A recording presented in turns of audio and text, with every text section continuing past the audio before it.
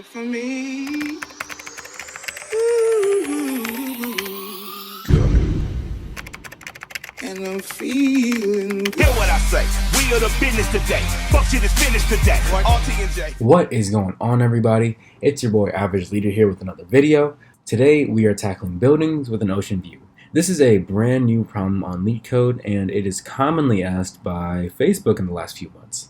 If you guys can go ahead and hit that subscribe and like button, that would mean the world to me. It helps my channel out a ton by giving it more exposure to people that don't know me. And if you want to see another problem done, just comment down below and I'll make sure to do it for you. With that all out of the way, here we go. So there are n buildings in a line. You are given an integer array heights of size n that represent the heights of the buildings in the line. Okay, so we have an integer array here with n buildings, and each integer in this array represents a height of the building. Okay, so this building has a height of 4, this building has a height of 2. Sounds good. The ocean is to the right of the buildings. Oh, okay, where are we living? To where we got the ocean to the right of us. Okay, that's pretty cool. The building has an ocean view if the building can see the ocean without any obstructions. Formally, a building has an ocean view if all the buildings to its right have a smaller height. Return a list of indices of buildings that have an ocean view sorted in increasing order. Okay, and we want it 0 indexed. Okay, so let's look at some of these examples on the iPad. Okay, so I took this example straight off of Leetcode, and I drew a little picture to kind of help us visualize what's actually going on. So remember, in the first example, our input was 4, 2, 3, 1. So in this picture, at the 0th index, we have a height of 4. And then the first index, we have a height of 2, second index, height of 3, and then third index, we have a height of 1. So when I first saw this problem, I was thinking, okay, so what are we trying to return? Well, we need to return a list of indices of buildings that have an ocean view. And it also said in the instructions that a building has an ocean view if all the buildings to the right have a smaller height. So for whatever reason, the first thought I had was, okay, let me look at each pair of buildings. So for instance, I'll look at 0, 1, 1, 2, 2, and 3, and just see if the left one is bigger than the right one. And if it is, then we'll just add it to an output array. So let me just show you what that would look like. So first, let's look at 0, 1. So is the 0th index building larger or I guess taller than the first index building? Well, yes. The left building has a height of 4 and the right building has a height of 2. So, obviously 4 is greater than 2. So we can see over that smaller building, and hence we can see the ocean from the 0th index. So I'm going to put that index in the output array. So 0. Let's start with that. Now let's look at 1, 2. So is the left building greater or taller than the right building? Well, in this case, no. At the first index, we have a height of 2. At the second index, we have a height of 3. So no, we're not going to put anything in our output array, since the left building is not strictly greater than the right building. Now let's look at the last pair, 2 and 3, the second and third index. In this case, is the left building greater than the right building? It is. So let's put that into our output array. I'm going to put the second index. And in our case, let's always add the last element in our input array, because obviously the last element will be on the rightmost side and it's always going to have an ocean view, so we'll add 3 here. So in this case, look, the output matched the one that was provided on Leetcode. Let's look at the third example now. Okay, example 3, straight off of Leetcode once again. So same strategy here. Let's just look at each pair. So 0 and 1. Is the left-hand side building larger or taller than the right-hand side building? No. At the 0th index, we have a height of 1. At the first index, we have a height of 3. Obviously, the 0th index isn't taller, so we're not going to add that into our output array. Let's look at 1, 2. Is 1 taller than 2? Is the first index taller than the second index? Yes, it is, so let's add 1. Now let's look at 2, 3. Is the second index larger or taller than the third index? Nope. And finally, let's always add the third index, okay? Or let's always add the last index. So in this case, let's add 3. But look at this. Our output array is not the same as the one that was provided to us on Leetcode. Wow. Well, that kind of sucks, doesn't it? Now, I know what most of you guys are thinking. I'm sure you guys saw it right off the bat when you saw these pictures, but when I was brainstorming, well, I didn't have like a visual in front of me. I was trying to visualize stuff, but I couldn't really see it as clearly as like these pictures over here. So how can we reanalyze this problem? Well, we're really restricted by whatever is on the right-hand side, right? No matter how tall something is on the left-hand side, like for instance, if at the 0th index, if we had a building of size 5, and even though that building is taller than the building at the 1st index and the 2nd index and the 3rd index, let's just say at the 4th index we had like a building that was of size like 7 or something, just huge, out all the way over here. And excuse my poor drawing here, but like let's just say we had a size of 7. Then clearly the building at index 0 can't see the ocean because we're blocked by the building at index 4. So after looking at example 3, this really taught me that I couldn't look at it from left to right. Instead, what we should do is here. I'm going to look at everything from right to left. And while we're going right to left, let's keep track of the tallest building that we've seen thus far. And by doing this, if we know the tallest building that we've seen on the right-hand side, then we know that if there's any building smaller than that one, it's not going to have an ocean view. So we'll just keep going left until we can find a building that's taller than that one. And if we do, we'll just reset the tallest building to the new tallest building. So let's just go through a few examples just to kind of like cement this idea. So how we can do this is let's have a pointer pointing to the last element in our input array. So I'll just call it J. And we'll also keep a variable called like tallest building. And this variable will hold the size. As of right now, the building that J is pointing to a building of size 4. So right now, the tallest building is 4. And anytime we update the tallest building, let's go ahead and store it in our output array. So what are we storing in the output array? We're storing the indices. So I'm going to store index 3 in the output array. Okay, now let's go ahead and decrement J. So J is going to go to the 2nd index. Oops, I missed the little dot. Now let's look at 2. Is the height of the building that J is pointing to larger or taller than our current tallest building? In this case, no, it's not, because the height that the J pointer is pointing to only has a height of 2. So 2 is not greater than 4, so in this case we're not going to change the tallest building variable that we have. We're not going to add anything to our output array. Let's instead just decrement J once again. Now we're here. J is at the 1st index. So now, once again, is the height of the building that J is pointing to, is it taller than the tallest building variable that we have so far? Nope. In this case, the height is 3. It's not taller than 4, so we're going to go ahead and decrement once more. And finally, we see that this J is like finally at the 0th index. Once again, the building is not taller than our current tallest building. So after it decrements past the 0th index, we're done with our little algorithm, and we can just return our output array. And right now, it's just 3. And this kind of makes sense here. Let's go through it. Let's go through one more example. The first example, because this one had a few like ups and downs, I guess, if you want to call it. Let's go ahead and erase some of this stuff that I have right now. Here we go. All right, so once again, we're going to initialize our J pointer to point to the last index of our input array. So in this case, it'll point at index number 3. And we're going to initialize our tallest building that we've seen so far to 1.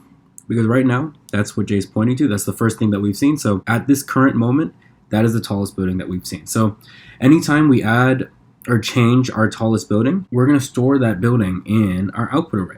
So I'm going to put 3 into our output array. Okay, now let's go ahead and decrement J. So J is decremented. Is the height of the building that J is currently pointing to greater than the height of our tallest building? Well, yes. J is pointing to a building with a height of 3. Our current tallest building has a height of 1. So let's go ahead and update our tallest building. It's going to be 3 here. And anytime we change the height of our tallest building, we're going to go ahead and add that element to our output array. So let's add index 2 to our output array. All right. Now we're going to go ahead and decrement J once again. So J is going to go to index 1. Is the height of the building that J is pointing to greater than our current tallest building height? Well, no. J is pointing to a building with a height of 2.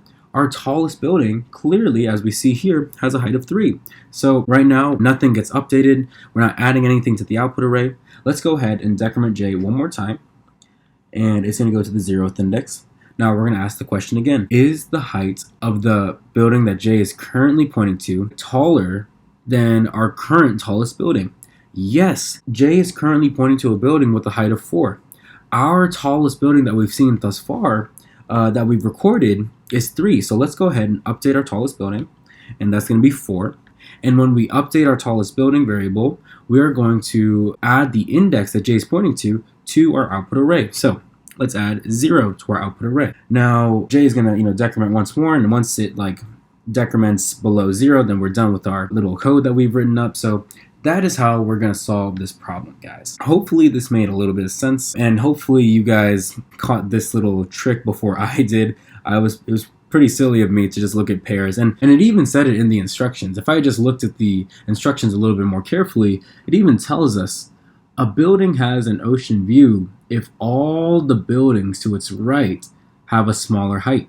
So if I just, started with that instead of looking at pairs, then I wouldn't have to go through that weird stuff that I did in the beginning. But anyways, mistakes were made, and now we know how to do this problem. Let's go ahead and get to the code. All right, so now we know how to do that problem.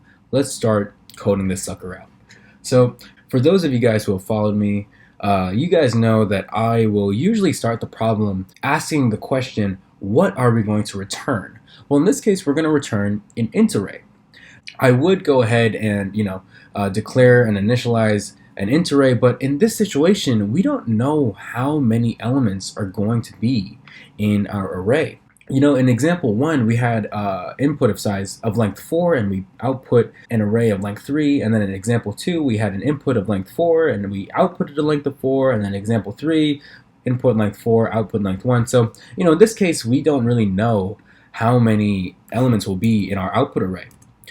So I will go ahead and initialize that later, but looking through these examples and knowing that we might not necessarily know how many elements we're going to need up front, do we know what data structure we can use? Well, if you guys recall, we can use something like an array list when we don't know the number of elements that we're going to store. So I'm going to go ahead and initialize an array list, and this array list is going to hold integers, and I'll call this temp or something.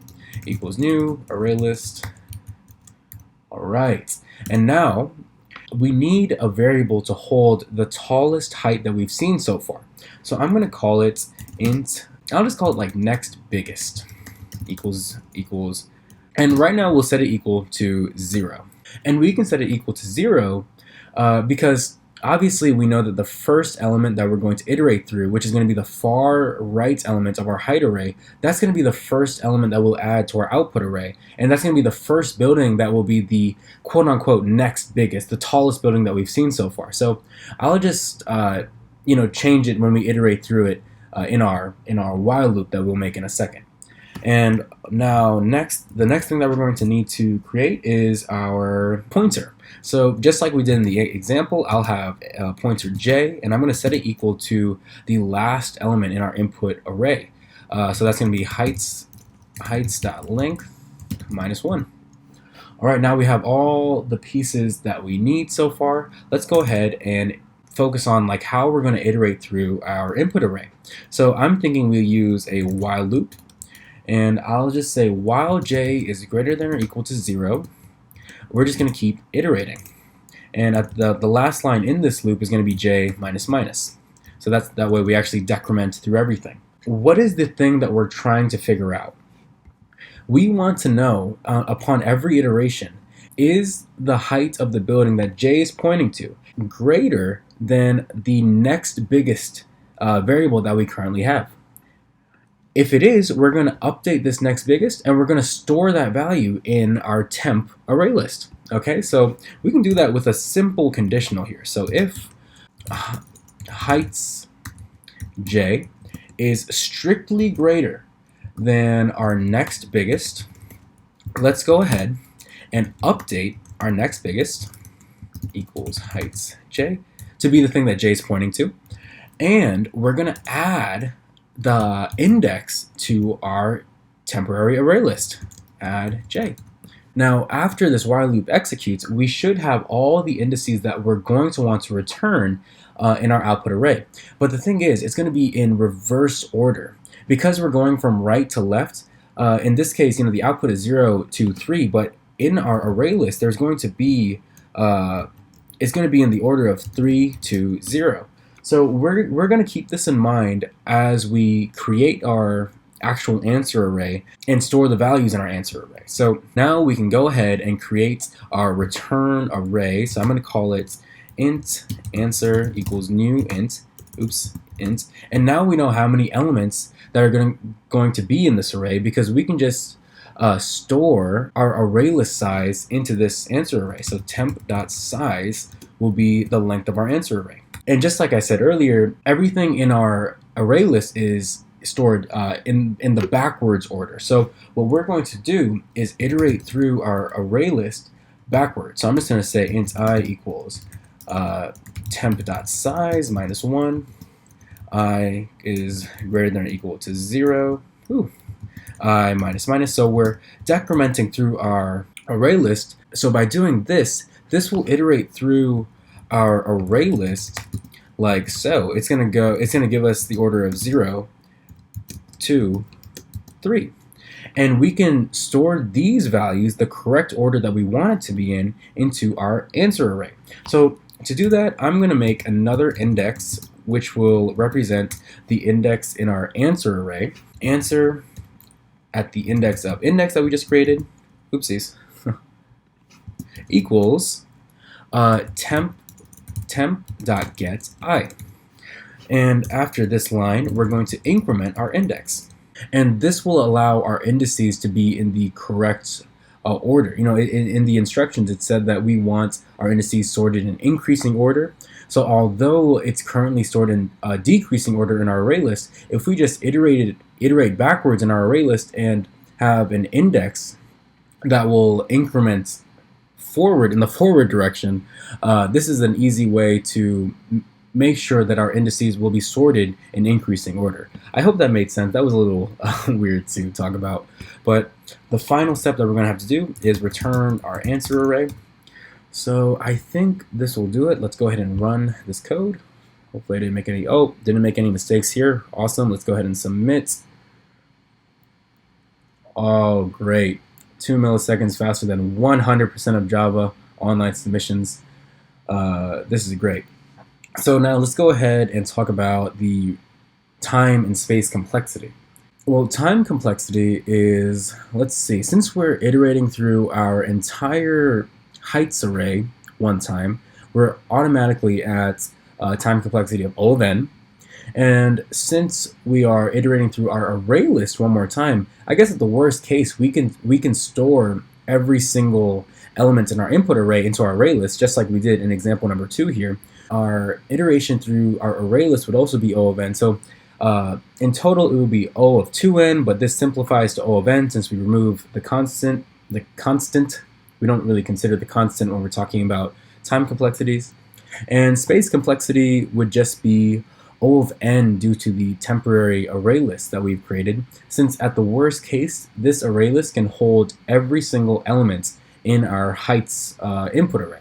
And remember, we wouldn't really count the answer array here in our space complexity because whenever we're doing like an interview problem, we never consider our return type while we're talking about our space complexity.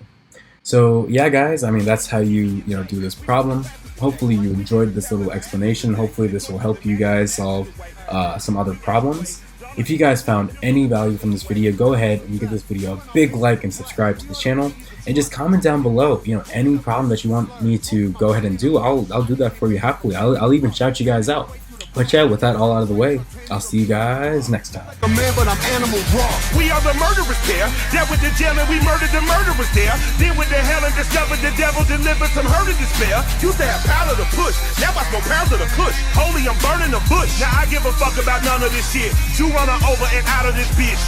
Step into the spotlight.